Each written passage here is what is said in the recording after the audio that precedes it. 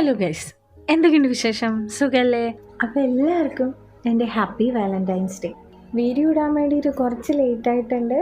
അത് തികച്ചും ആരോഗ്യപരമായ കുറച്ച് കാര്യങ്ങൾ കൊണ്ടാണ് ഞാൻ യൂട്യൂബ് നിർത്തിയതല്ല. കുറച്ച് പേര് എന്നോട് ചോദിച്ചിട്ടുണ്ടായിരുന്നു യൂട്യൂബ് നിർത്തിയോ ഇല്ലയോ എന്നൊക്കെ.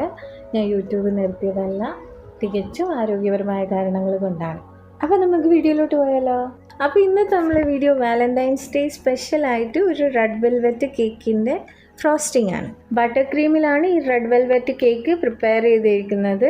ഇത് വിപ്ഡ് ക്രീമും അതിൽ ചോക്കോ ചിപ്സും കൂടി ആഡ് ചെയ്തിട്ടാണ് ലെയർ ചെയ്തിരിക്കുന്നത്. ഔട്ടർ സൈഡ് മാത്രമാണ് ബട്ടർ ക്രീം ഫ്രോസ്റ്റ് ചെയ്തിരിക്കുന്നത്. പിന്നെ ഓരോ ലെയറും വെറ്റ് ചെയ്യാൻ വേണ്ടിയിട്ട് മിൽക്ക് സിറപ്പാണ് യൂസ് ചെയ്തിരിക്കുന്നത്. ബട്ടർ ക്രീം നന്നായിട്ടൊരു സ്ക്രേപ്പർ വെച്ച് ഷേപ്പ് ചെയ്തെടുത്തതിന് ശേഷം ബട്ടർ ക്രീമിലേക്ക് തന്നെ റെഡ് കളർ കുറച്ച് ആഡ് ചെയ്തിട്ട് ഒന്ന് ഡിസൈൻ ചെയ്തെടുക്കുന്നുണ്ട്.